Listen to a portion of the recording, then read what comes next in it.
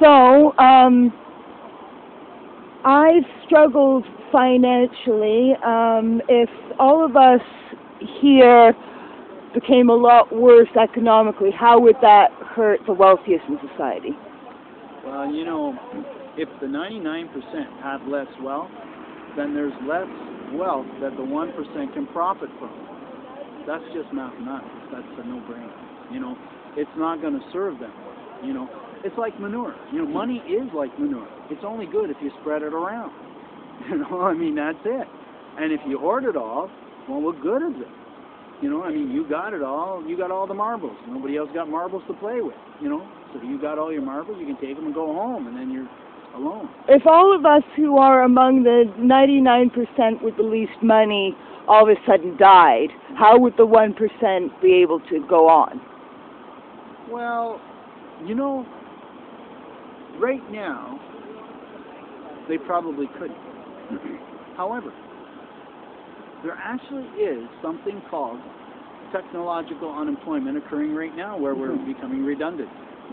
You know, there are a few of us that would be required, but not all of us. And as time goes by, that redundancy is going to become more and more pronounced through, like I say, technological unemployment. And that's going to mean that there's going to be less people. Hey, maybe he won't be the 1% anymore. He'll be a part of the 99%, only a reduced number of people. So, you know, it's like right now he's a big fish in a big pond, and there's a few fish above him. So if the pond shrinks, he'll be at the bottom. You know, there'll be much bigger fish than him. And, you know, that are all very, very capable to outcompete him. They've been at it for, you know, longer and maybe even more ruthless than him.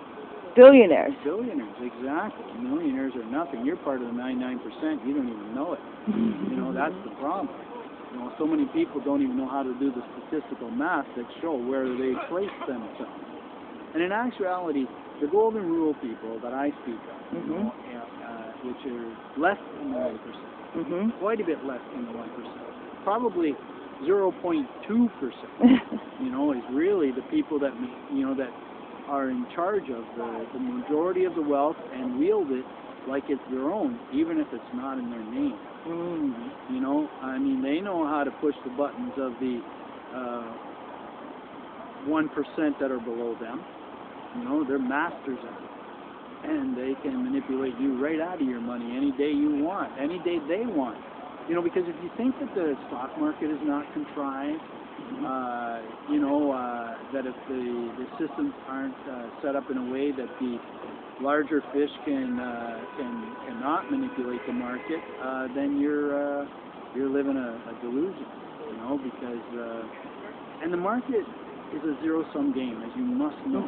That means that money is not created nor destroyed. It actually just changes hands. And that when the news reports that there are, you know, millions of people who have lost billions of dollars, they may not report that there are 4 or 5 who made billions and trillions of dollars, you know, off of those who lost.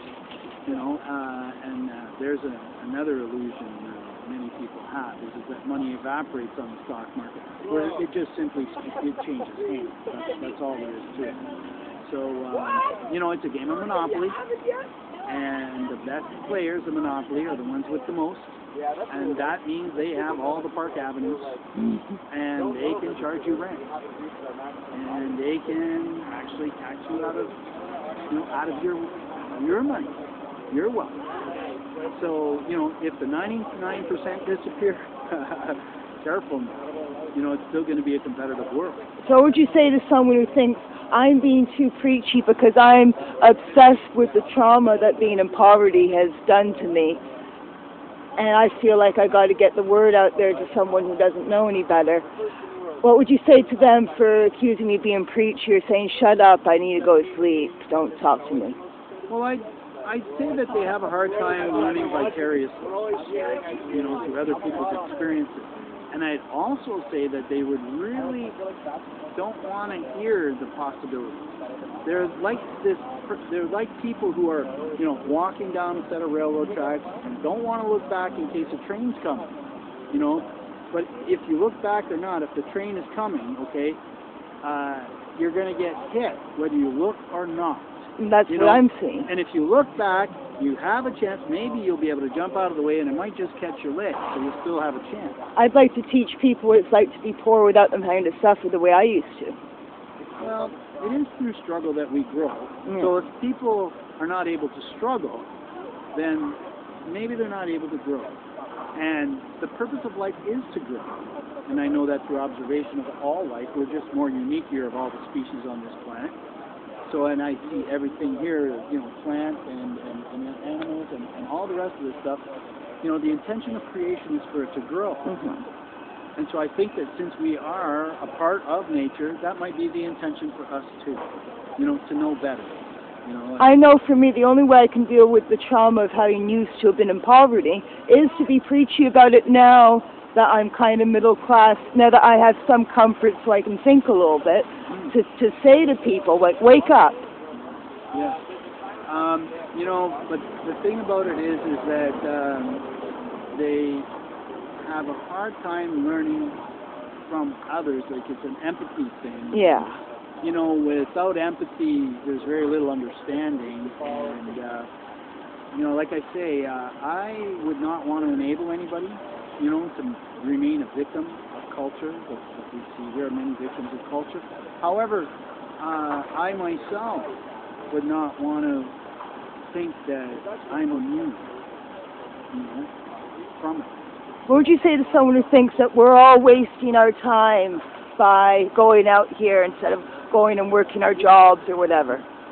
Well, in actuality, you know, I'm one of the fortunate ones. I'm not an economic slave. You know, I'm retired now, and I can do what I want. And I don't have to go to a job every day or, you know, any of that kind of stuff. But I know something else too. I know that whatever investment that I have, you know, they're going to be stolen from me by virtue of the unsustainability of the financial systems that exist. You know, they're going to be, I'll lose them through inflation as we print money to try and dig our way out of a hole that we can't dig our way out of, or by, you know, collapse of the financial system as a whole. The generous pension that you have, we can't all count on receiving. Not my generation, and especially. Not even in mine. I can't count on it being maintained. You know, yeah. You know, very much. It's so easy. You know, I just live within my means, and if they're reduced, I'll reduce my means. You know, I mean, it's not hard. People don't realize that they don't own their stuff. Their stuff owns them because they have to work to pay for it or maintain it. Like people who think they have to get a mortgage and that is an investment that they must have. Yeah, really, it's just silly. I mean, it really is. If I'm a tenant, I'm just throwing my money away. Not actually, because, you know, all properties as a property owner for the most of my life require maintenance and large investments to maintain them. And taxes, too. I mean, so you don't own anything. You really don't. It owns you. And that's all there is to it. You know? If you still believe in the American dream, you got to be asleep. That's it. So what would you say to someone who thinks they have to buy a house or else they're not really adult or they're not saving their money properly if they don't have a property that they'll eventually pay off and have as an investment? Well, number one, I think that people ought to be careful what they wish for, because that's what's going to happen, you know. And the thing about paying it off is that, you know, it is a better investment than a cost, but not by much.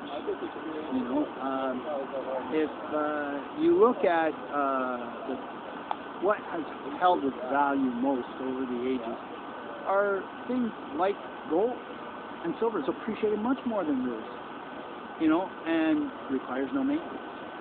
You know, I mean, and it would be, if somebody's looking at investments, you know, and historical, you know, results, if history is any predictor, what I would see is being probably the best thing, and then renting. Just one last